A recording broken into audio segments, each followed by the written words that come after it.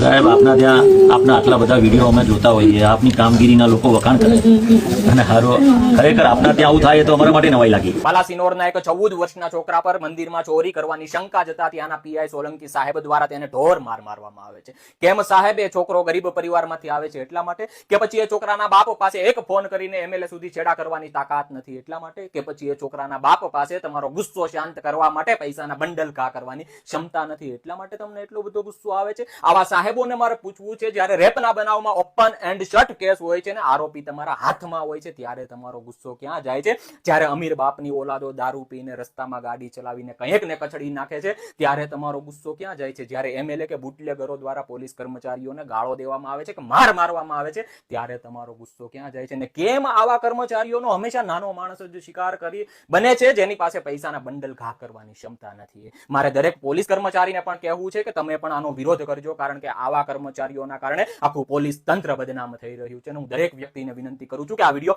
હરેક વ્યક્તિ સુધી શેર કરો ને આનો વિરોધ કરો, કારણ કે જો તમે આજે મૌન રહેશો ને તો એ દિવસ પણ દૂર નથી કે આ બનાવ તમારા કે મારા ઘરના કોઈ વ્યક્તિ સાથે બને ને તે તેનો ભોગ બને.